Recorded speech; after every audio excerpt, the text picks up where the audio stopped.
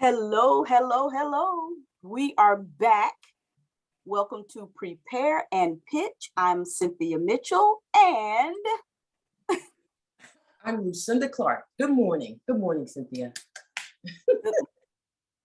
I'm really excited. Lucinda, we really had really great response after the first video.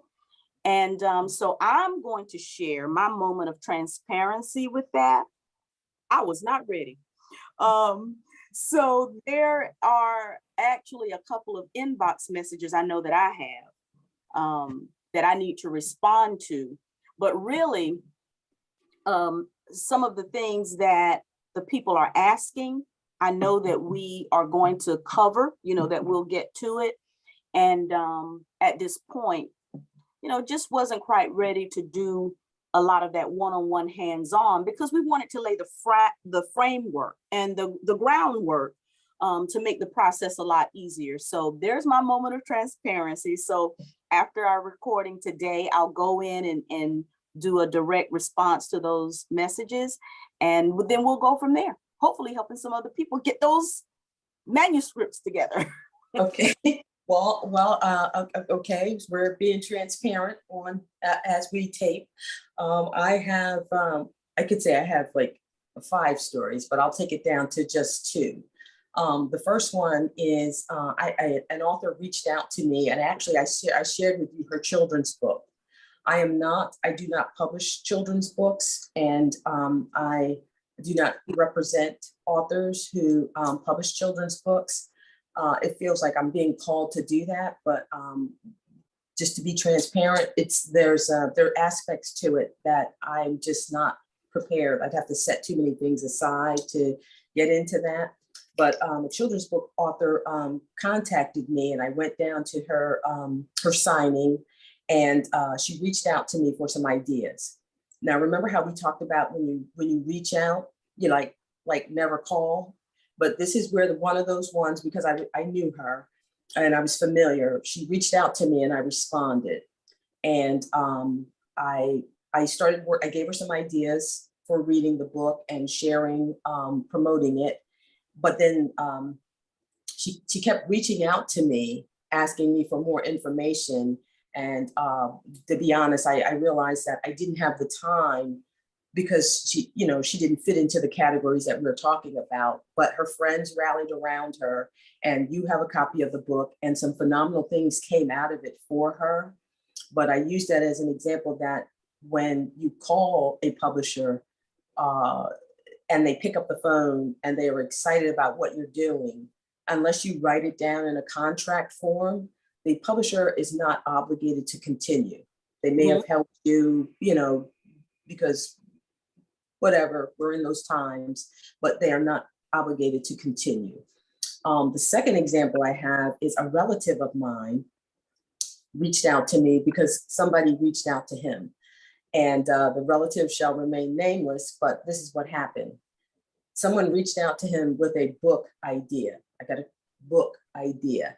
And so he calls me, I'm in the middle of something else, I don't pick up, he texts me, I don't respond, and then he keeps doing it. And so eventually I'm working on finalizing a film, book to film, we'll talk about that later.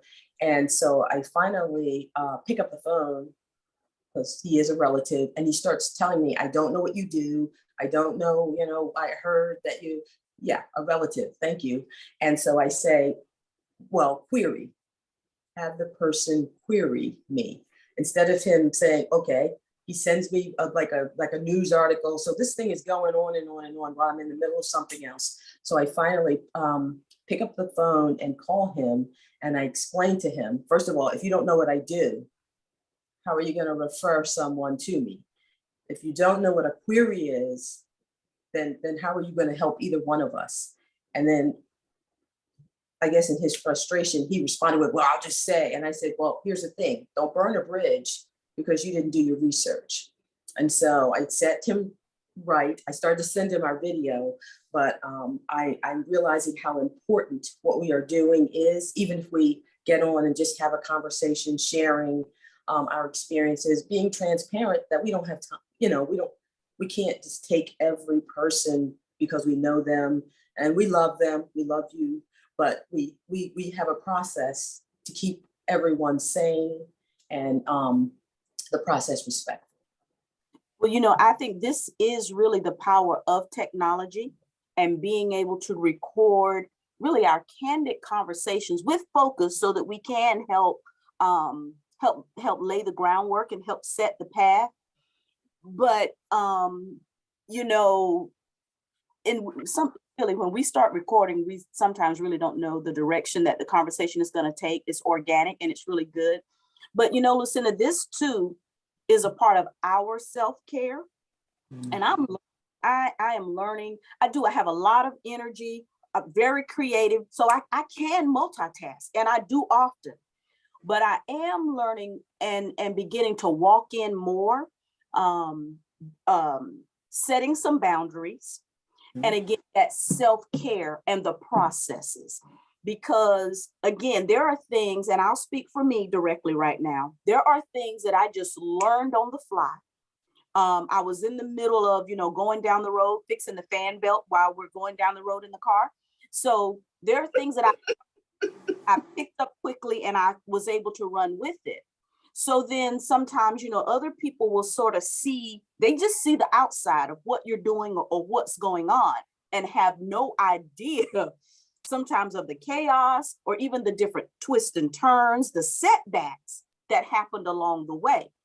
So I'm grateful that, you and I have been able to have conversations off camera to where we can come together. And what we're really trying to do is help people avoid some of the pitfalls, some of the heartbreaks, heartaches, financial losses, but all of that.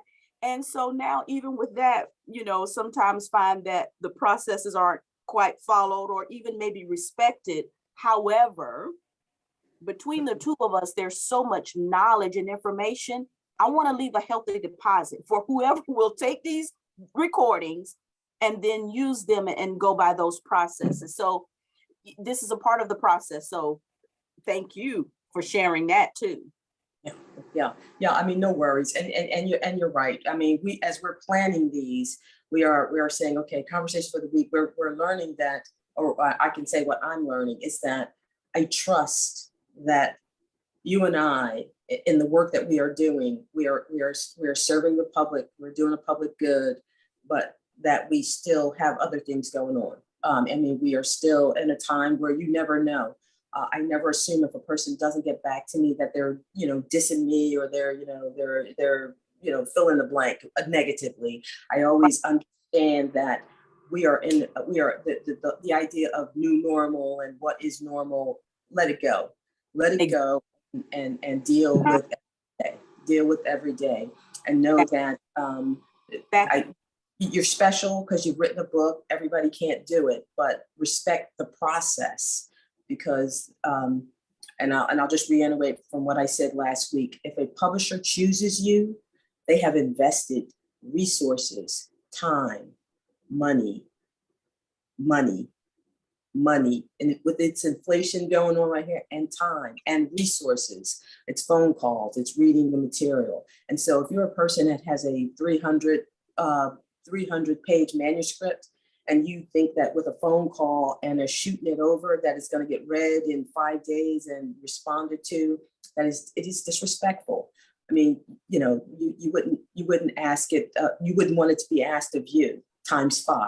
Let's just a day, which is, so we've cleared the air on that. And I think that you wanted to just talk about the query process. We want to keep hitting that. And a couple of things that I've discovered with regard to having conversations with just the two people that I mentioned is that if you don't know what a query is, QUERY,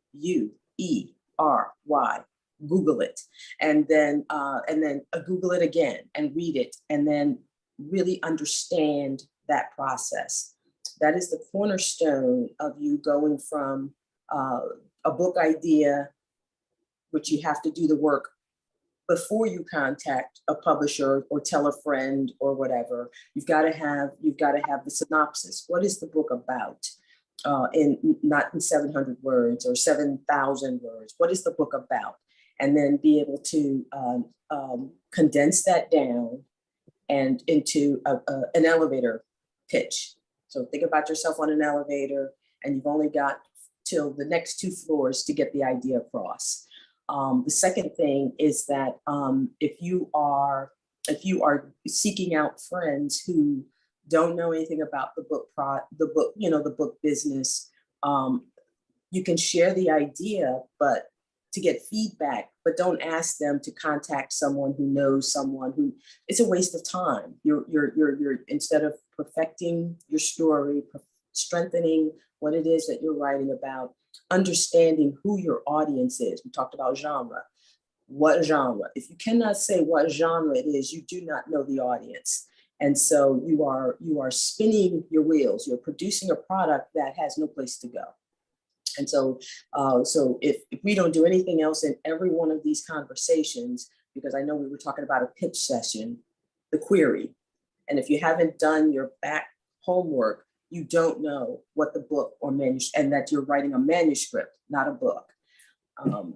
These are key important things, because to respect the time of not only the publisher, but the person who is trying to help you, you need to understand what it is you're trying to do and why. That was where I wanted to go, all the way back to because a lot of times, again, people will see a finished product, or they see something that after the process and it's been produced, and we're not even on the same page with the language. So because we've talked about, let's get that book out of you.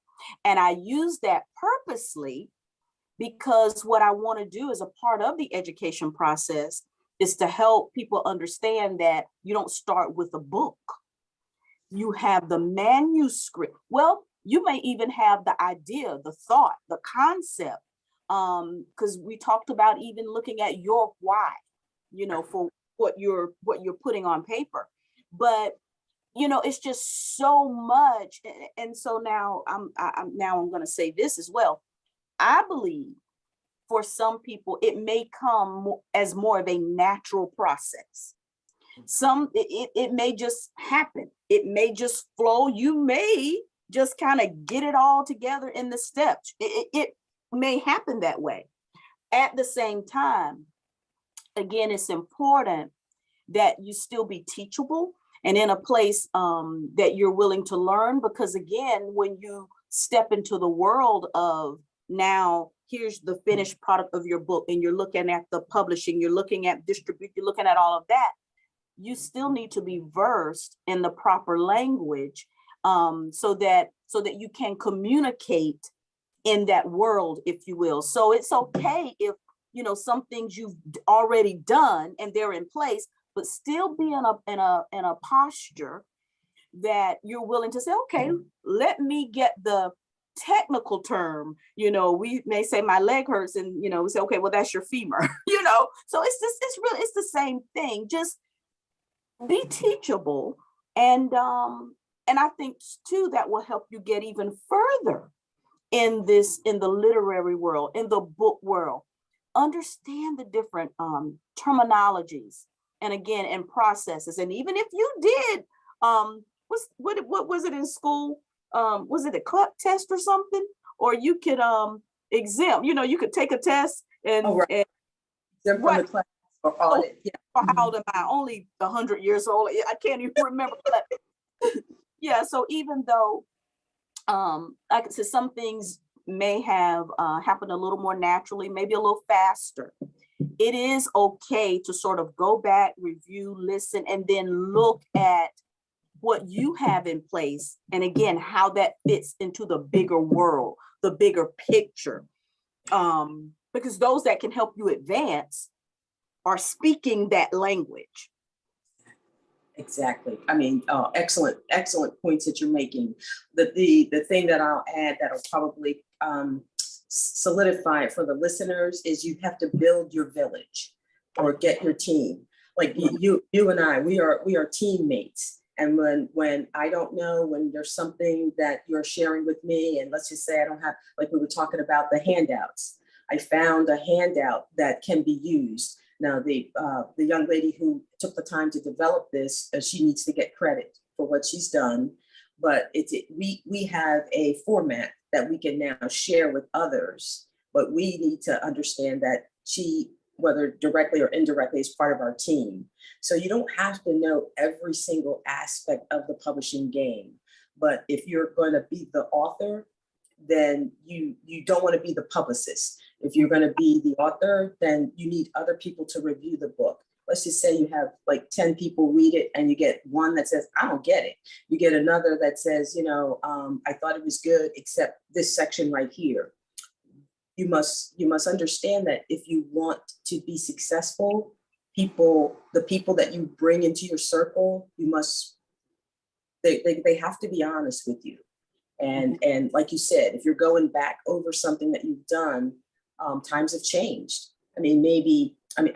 Listen, years ago, I did a lot of translation. Mm-hmm. Couldn't sell the books, couldn't get them off the ground. And now I tell you, translation is the thing. Translation is huge and it's being accepted. And so it's timing, it's patience, and it's understanding that the more feedback you can get, especially from your team, the better off you will be when your moment arrives. So all the hard work, and when you become a star, it wasn't like it just overnight. There's no such thing. No such thing. No such thing. Yeah. Some of the things we had talked about, and I thought we might push into that in this conversation, but I'm thinking, here we go again, organically on the fly. But we had talked about, author having a platform so that, you can basically for the undergirding, for your project. But Lucinda, I'll tell you, now that we're here in this query process, and this seems to be a little bit of a place where before we even get out of the gate, some people get stuck. So, I don't know that we need to push to kind of go too much further beyond that. Can we talk a little bit more about this query? And I wrote down this note from last time was about, I think you said, because we just talked about the elevator speech, describing your project in 100 words or less. Mm-hmm. So before we move away from this query space, can you share with us some key elements that need to be in your query, in that 100 words or less? The who, the what, the why, the when. What are some of the things we want to make sure we hit? Okay, genre. Is it audience? Knowing who the audience is, and then because in the 100 words you say, okay, I'm going to try and think of an example real quick. I did a series of books titled "View from the Middle of the Road." It was a project. It's poetry, and I started doing the work with my children, and now it is an anthology that showcases new voices in poetry and in short stories.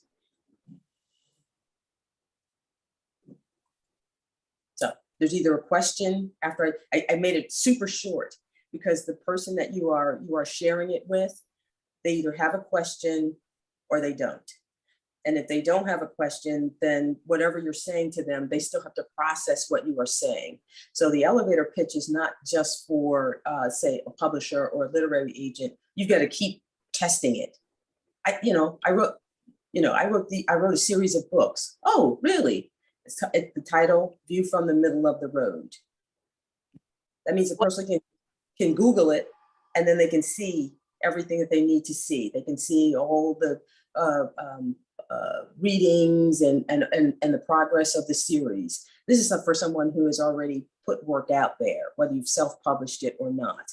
if you haven't have an idea for a manuscript and you are trying to get it across, and I'll use for example, if you start, yeah, I wrote this manuscript and, I sent it to, my cousin, and I went to Jersey, and then I was writing some other stuff. And then I went over here, and I was thinking about this other thing. That's not the elevator pitch. It's, I have a manuscript. The genre is, it's 200 pages, 700 pages. It is about 1 to 2 sentences. And if you do that part, if you can just boil it down, and it is for the following audience. If you can just boil that down, you are off and running.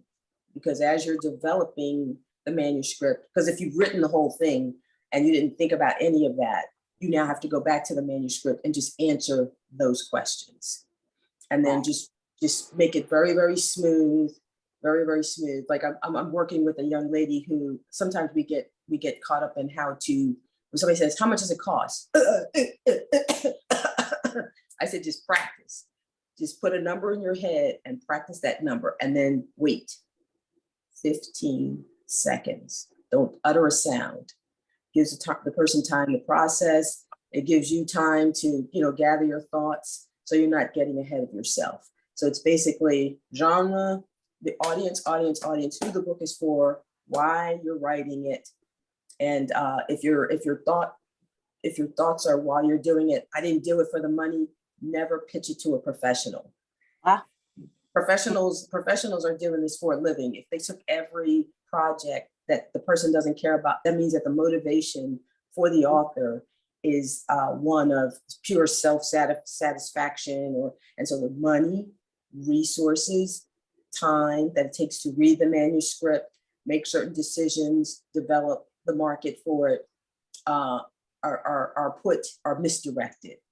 So I know it sounds like it's a roundabout thing, but when you're sharing with me, I'm like, okay, I need to shift. And that's what happens when you query. You've got to be concise. There's 2 other things. When you're writing it down, you have to say who you are, and you have to put together a short bio. And this is really important. So I'm glad you paused. Thank you, Cynthia. Because when you send your bio, you could be, and I'll say this in jest, you could be Barack Obama. Now, Barack Obama is a lot of things to a lot of people, but what has Barack done, former President Obama done, that makes him worthy of putting literary resources towards what he's trying to do? He's written 3 books. He's an award-winning fill in the blank. It doesn't matter that it matters that he's president of the United States because he has a big base, big platform that he can pitch to, as opposed to, let's just say, an unknown person who is not known outside of, say, the realm that they work in and their family members. What would make what they have written appealing to people outside of their immediate tribe? So I'm looking at your face. So when you write your bio, it's all good that you've done 1,000 other things, but why would the literary world care? Because that's also part of developing the audience, the author platform. I'm trying to write and talk at the same time, and it wasn't working out very well. So this is key, because again, I meet especially women, and I think we touched on this during the last video. And generally, the space that I meet some women in, most women, they're in a space of healing through some traumatic experiences often, and honestly, my first book in particular was some of that. And a point you just made as well, Lucinda, I never have pitched. Actually, my first 2 books have not, they've been self-published. And I told you before, it was really about healing for me. And it wasn't at the time about any money. It was really therapy and healing. Mhm. I put it in book form, and I have sold quite a few, but it has always been in the context of ministry, really, family and ministry. And I think it's a good read. And I get so many testimonies, and wow, this really helped me, and that type thing. So to be honest though, I am in the process of my next project, and it's a totally different focus. And yes, I want to, those are about that business of being in the book business.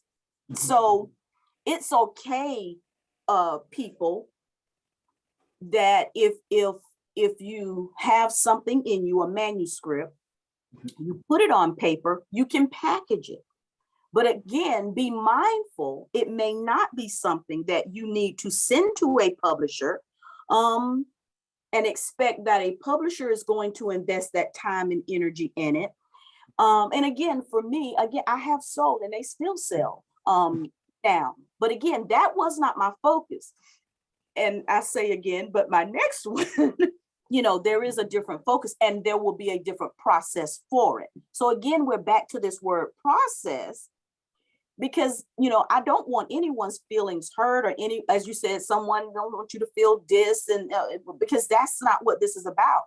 Again, we're trying to help people avoid the pitfalls and some of the rocky areas that we've experienced, and that you have the experience in helping people really overcome. And I know some of my experiences. Again, I started, my why was different. So if we can kind of get those foundational things in place, and trust the process, and be teachable, your going from manuscript to your book can be a very pleasant experience, and you can do it without sinking a lot of money because you get the foundation in order. Yeah, yeah. I mean, again, spot on. Because what we're talking about is you have self-published, and now you're ready to go to the next phase or the next level. I have self-published instead of sitting, constantly writing books, and I've chosen to work with others who have stories to tell. We all have stories to tell. The difference is that you are now at a point where you can speak of what you've learned, as opposed to, and you can sort of understand what it's like to be a traditional press, because all the energy, all the effort that you put in to publish your work for a traditional publishing house, I don't care how big or how small, multiply that by. So, to be a traditional publisher, you have to read lots of manuscripts, and then you have to publish, you have to complete X number of projects. So if you as a self-published author can remember how much time, how much energy, and there are things that as a self-published author, you don't even have to consider, whereas a traditional press, we can get into that at another time. So that's what I'm talking about in terms of resources. And so the thing that I would say to what you've just said about being a self-published author is that sometimes self-published authors come to traditional presses with a perception that on its face is understandable, but the learning that you just mentioned, the understanding that the resources, there's never enough resources when you go to a traditional press, because if you're just doing you and yourself, every title has to get to a certain place. There are just things that have to be done, measurements. If a traditional publisher operated like a self-publisher, we would never have enough to do our next project. There are people in line. Think of it as, authors are waiting in line to get the chance. When they get the chance, there's a certain amount of time and resources that have to be committed. And then the next person in line gets a shot. If we spend all of our time, all of our resources on the one person because they believe that they are the one that is worthy, think about all the people who are not going to get a chance if a traditional publishing house does as one person. There are many to consider. That's why the query is so important. If we're getting, everybody's got a great story, everybody thinks it's worthy, everyone, we have to check, we have to choose, and then we have to allot resources and time, and then we have to move to the next one. Whereas a self-published author can work on it, learn, Yeah. spend a certain amount of money, set it aside, keep selling like you have, but then you're ready for the next phase, you're ready for the next step. There's a process, there's a procedure. And so, and then what I want to end on is that if you encounter an author who is dogging a publisher, I've sat in many rooms, and I'll come back to this. When I'm listening and I hear an author dogging a publisher, I only have two questions. Did you pay that publisher? Then it wasn't a publisher. You contracted someone to do your book, which means you think that they should do what you need them to do. That's not a traditional publishing house, first of all. So know what you're saying when you start to, these people who are, dogging the publishers. And the second thing that if it was a traditional publisher, you get a contract, and in that contract, things are spelled out. If you sign it and you don't read it, then whatever you gave away willingly because you didn't read. And so those are the two things that I have to say about that. So I think that for authors who have tried the tradition, who've gone self-published to traditional, or who have never gone self-published and then gone to traditional, be careful. Be careful how you identify or share your experience. Because, yeah, it means that you didn't understand, and that's why you're out there biting the hand that tried to help you. Exactly. Again, there's just so much wisdom, just the experiences, maybe not directly related to this world of publishing and being an author, but I'm going to just try to use this example. Lucinda, there are some areas, some places, some spaces that I operate in, and there are even certain smells and certain things that will trigger something for me and will cause me to look a little closer, and I'll realize that I have some insight on that. I'm making a point that others in the room may not have, but it's because I've walked through certain things, and so now we're all in this room, but I have a different perspective, or I have an insight because of a very up close, personal, experience with the thing. But that's the same thing here is the point, I think, in what we're sharing. So we're all in this literary publishing world, some through traditional publishing, some through self-publishing, some through, I haven't, what have you. But, and we're not the only two in the world. That's not what I'm saying. But in this room, you have two people that have been very up close, personal, maybe even been singed in the fire on some things. But the point, here are perspectives that we don't want to just sit in the room and kind of go, shouldn't do that.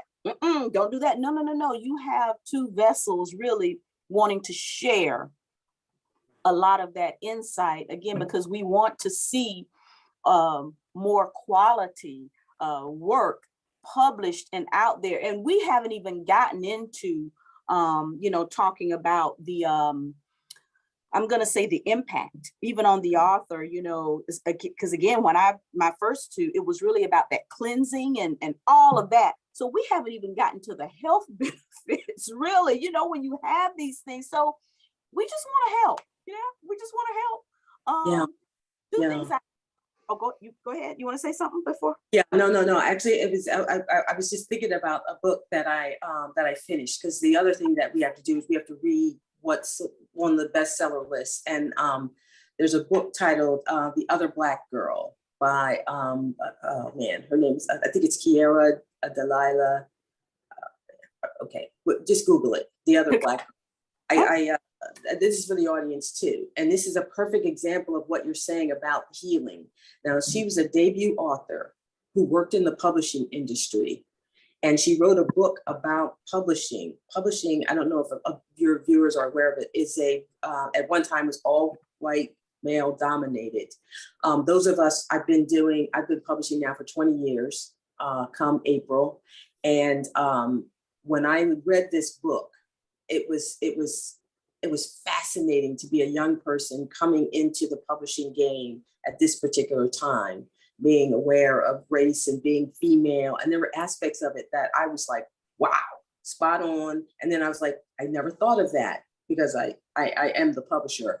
And then I started to look at the reviews that were coming out about this book.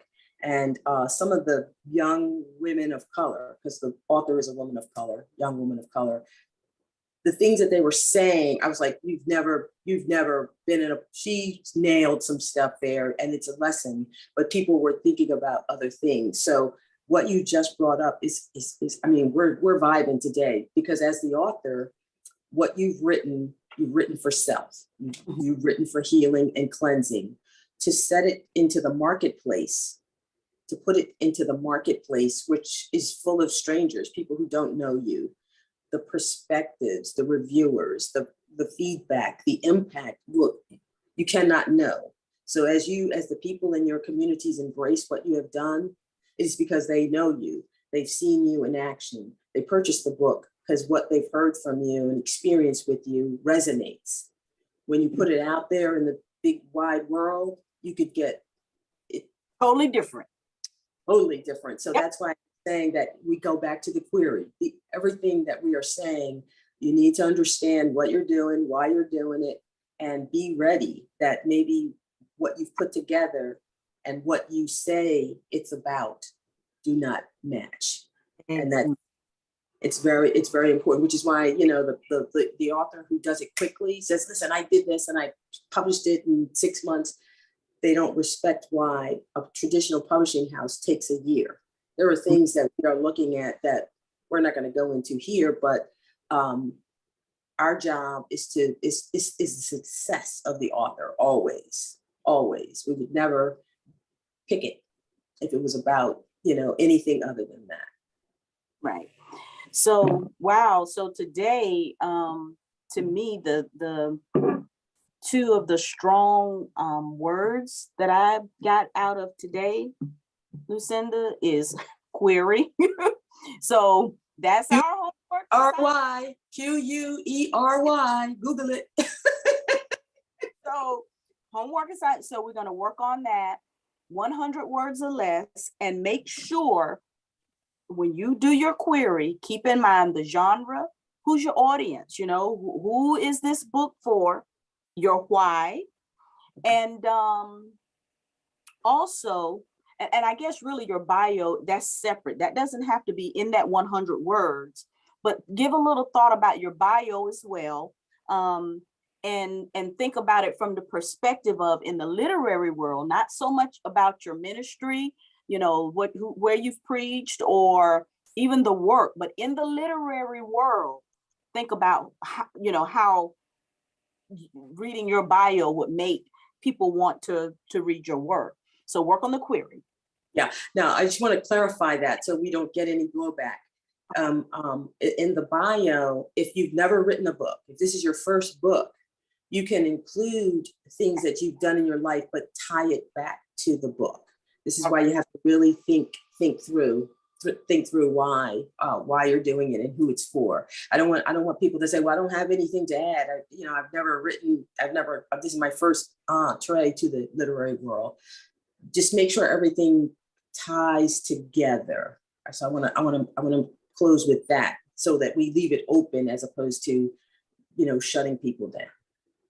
And so query and networking, begin to make sure you put yourself in a space where there are people, you're in your right space. I guess I'll just try to leave it at that, networking with other authors, either experienced or budding or that type thing.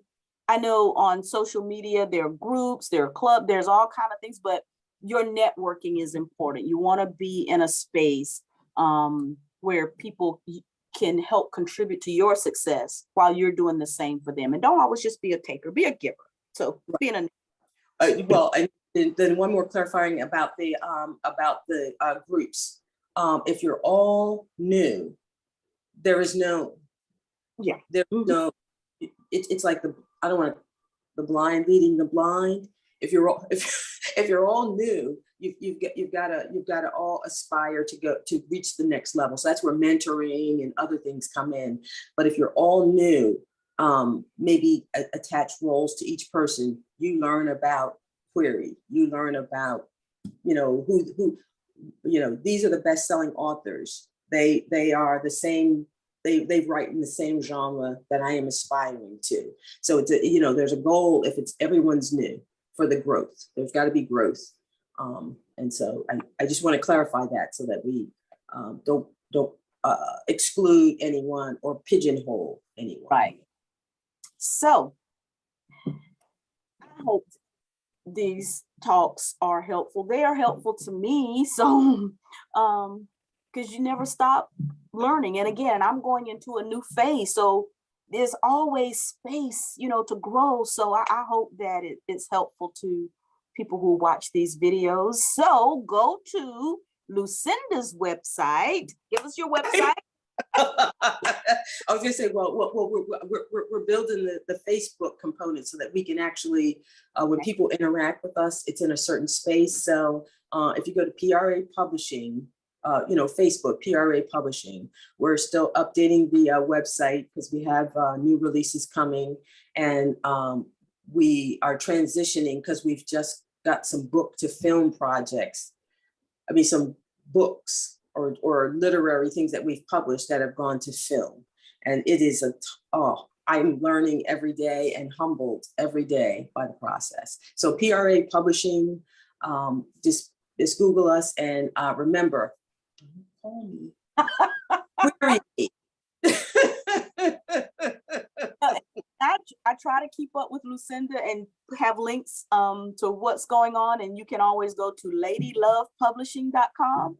I think I have a Facebook page and something else.